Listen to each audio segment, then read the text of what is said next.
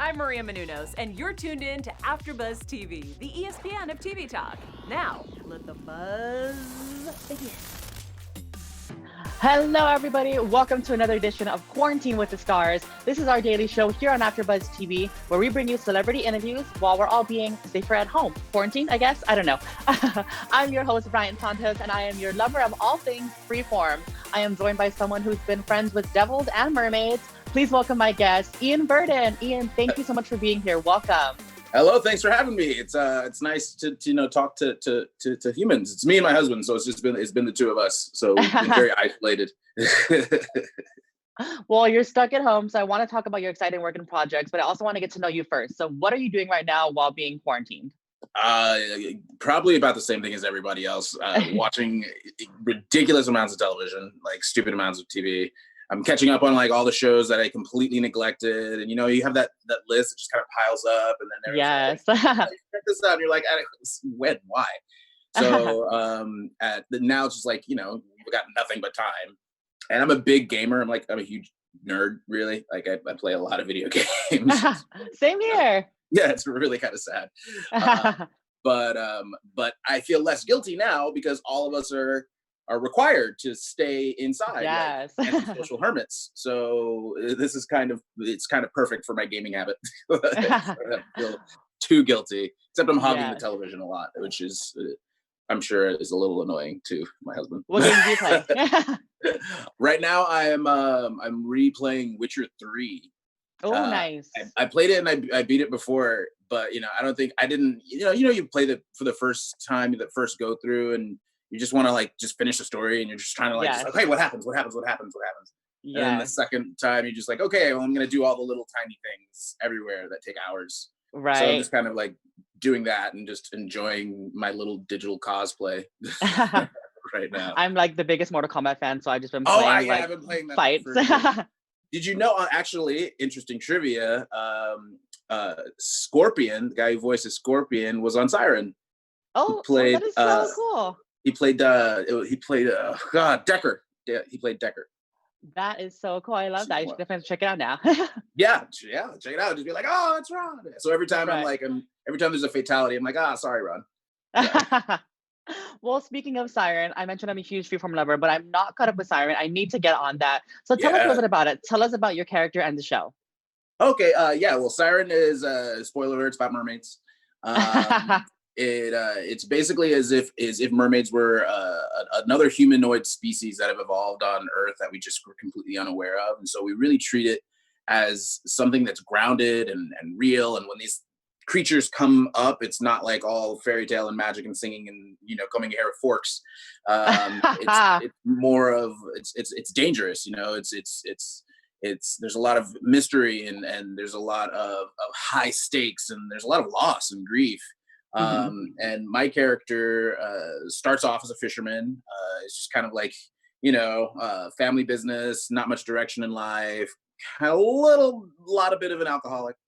And I think just when all of these events start to happen, they really kind of test his idea of self and his idea of loyalty and kind of what motivates him. So I think for my character, at least, because I'm the very human character, not a mermaid.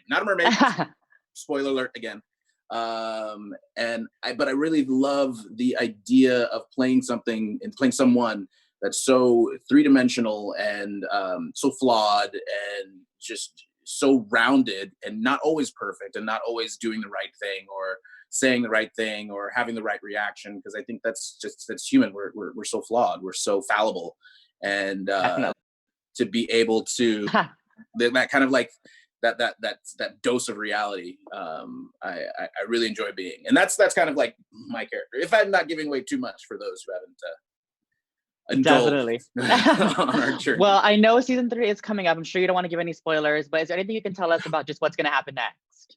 No, we can't give spoilers. Freeform will hunt me down. I know I can say that there is a mermaid baby that comes along, which was a big arc there was a fertility issues in season 2. And it's come to fruition in season 3. Nice. But I think what it does is it makes the stakes a bit higher. this season. I think it's the most action-packed season that we've done. Like, so much happens. It's a very, very like physical,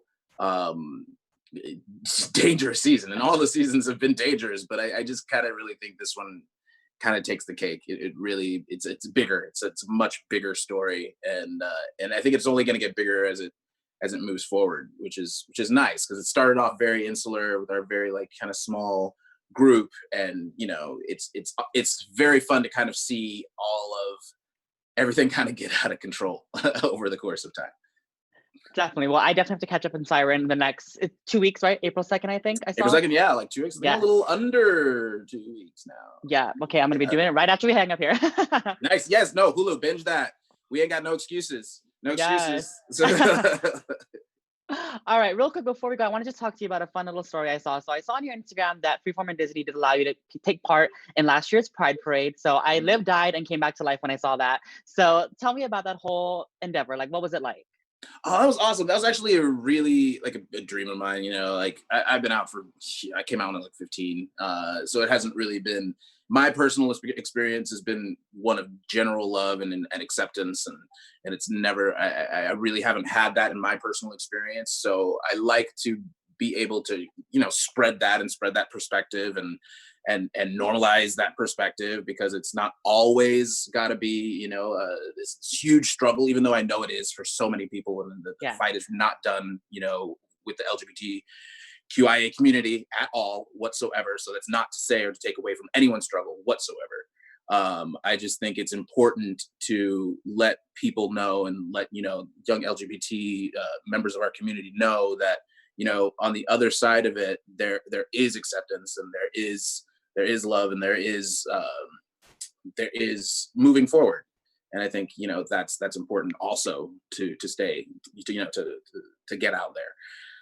But as for Pride, it was kind of one of the things that I've always wanted to do. I've always wanted to like kind of be a part of the parade. I've gone, especially LA Pride. I've gone at LA Pride, for so many years, so many years. So just to be able to kind of to do it, and to be surrounded, and to be to have the support from Freeform specifically, to have the network really try to kind of lean in to that narrative, and to lean into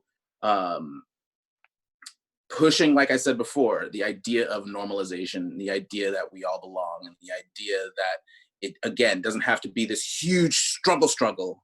We can lead with love, and we can lead with just visibility, and to be able to do that and to be a part of that, for me, it was amazing. And it's also just cool to be on the float. Although I will say, they played a Mickey Mouse song on the float we were on the entire parade. And like right when it starts off and you're like pulling off, and you're just gonna like MICKUI, and at first it's great. And my nickname in college was Mickey, and so I have a personal connection with any song that has Mickey in it. I'm just like, yay! But like after that first hour, we're like stopping, and there's a thing, and they blow off, and there's confetti and the guns, and you're like, woo! And then you're in it, and you have to be up and engaging with everybody. So you're just like sitting there, and you're like, I was there with Sherry and Sherry Cola and Zuri Adele from Good Trouble. We just had Sherry Cola on our Good Trouble after show last week, so it was amazing. Oh, she's spectacular. She's such an amazing human being, and she's so entertaining. And that was the first time I had met both of them. I think it was the first time I met both. We did something else, but I think it might have been one of the first times I had met them. And so all of us were just on this float, and just like at the end of it, our cheeks are just raw, because they're like, you're right, holding this smile and waving. Like, he was like, I have never been so tired waving my entire life.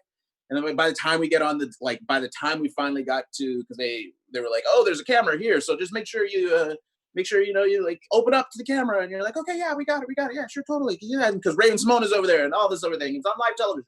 You're like, okay, great. And then by the time we finally get to do it, it had been like an hour, and we're just like sweating, and I just had like these pit stains running down the side of my shirt. It was a little, it was a hot day.